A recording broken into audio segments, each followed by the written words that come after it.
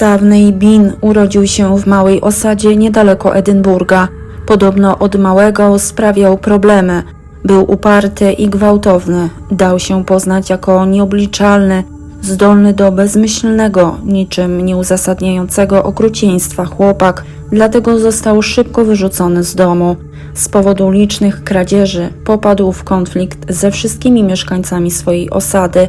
Pewnego dnia przygnali go i jego dziewczynę.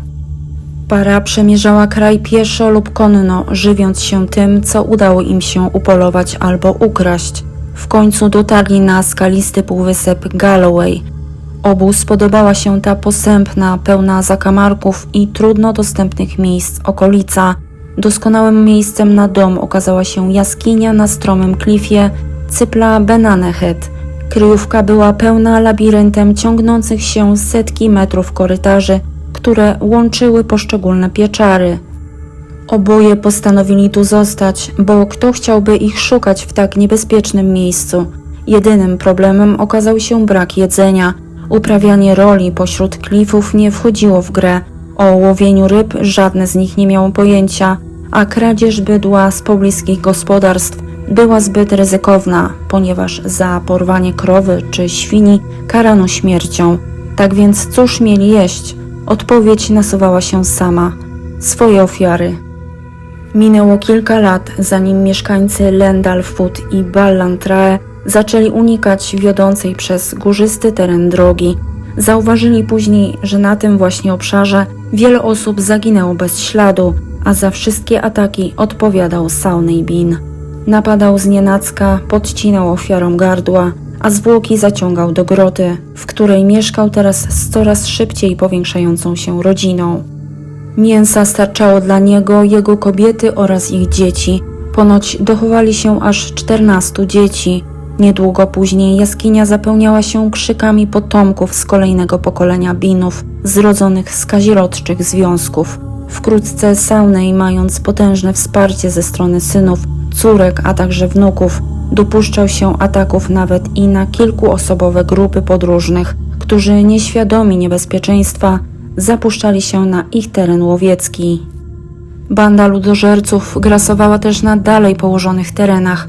Szczyty okolicznych wzgórz stały się dla nich punktami obserwacyjnymi. To stąd wypatrywali ofiary. Bean wybierał głównie pieszych, rzadziej jeźdźców czy jadących powozem. Dzięki wnukom przyczajonym na wzgórzach wiedział, kiedy wyruszyć na łowy, a kiedy ukryć się przed żołnierzami króla, zaniepokojonego coraz liczniejszymi doniesieniami o zaginięciach w tej okolicy. W końcu zorganizowano wielką akcję poszukiwawczą. Przez kolejne dni ludzie z psami przeszukiwali okolice. Na plaży psy zaczęły głośno szczekać. Wtedy w skalnej ścianie żołnierze zauważyli niepozorną, wąską szparę prowadzącą do jakiejś groty. Kilku śmiałków wyruszyło, aby sprawdzić, co znajduje się w jaskini. Już przy samym wejściu natknęli się na ludzkie szczątki, a wśród głazów poniewierały się obgryzione z mięsa kości rąk i nóg oraz żebra i czuć było zapach padliny. Makabryczne odkrycie przeraziło wszystkich. Król natychmiast ściągnął posiłki. Tam żołnierze dokonali makabrycznego odkrycia.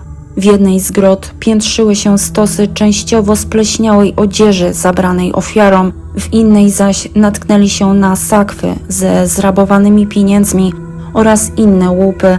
Szczątki w innych częściach labiryntu tylko utwierdziły wszystkich w przekonaniu, że mają do czynienia z ludożercami. Jedna z pieczar była wędzarnią. Z obezwładniającym, wywołującym torsję fetorze wisiały w niej na sznurach dziesiątki ludzkich rąk i nóg. Kolejny koszmar krył się w chłodniejszej jaskini. W skałach wydłubano kadzie wypełnione zaprawą z wody morskiej i ziół. Peklowały się tu szynki, udźce i inne wykrojone z ludzkich zwłok fragmenty ciał.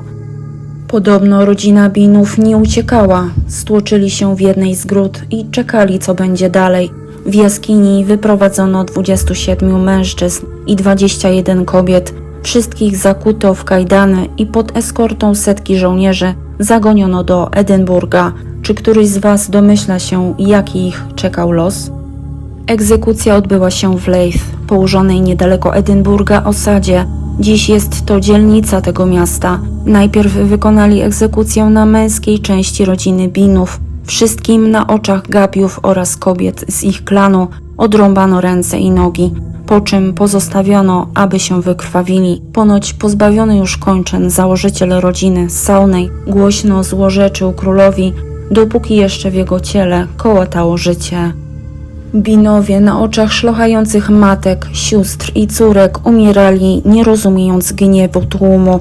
Okazuje się, że jeszcze gorszy los spotkał kobiety i dzieci. Wzniesiono dla nich 3 stosy. Podpałkę stanowiło nie tylko drewno, ale i zwłoki mężczyzn z ich klanu. Tak oto 21 kobiet spłonęło żywcem w podsycanym ludzkim tłuszczem ogniu. Dopiero kiedy rozwiał się dym, a zwęglone ciała zamieniły się w popiół, mieszkańcy Edynburga odetchnęli z ulgą.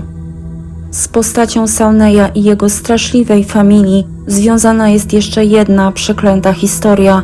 Otóż przetrwało podanie mówiące o tym, że najstarsza z jego córek, najwyraźniej świadoma potworności popełnianych przez niego czynów, uciekła od rodziny i zamieszkała w mieście Girvan. Na jednej z ulic miała posadzić drzewo, nazwane przez miejscowych Włochatym ze względu na liczne porastające je kłącza. Kiedy jej rodzina została złapana, córka Bina została zidentyfikowana jako członkini tego klanu. Miejscowa ludność nie miała dla niej litości. Powieszono ją na gałęzi drzewa, które sama zasadziła. Legenda mówi, że stojąc pod jego koroną można usłyszeć skrzypienie sznura, na którym kołyszą się jej zwłoki.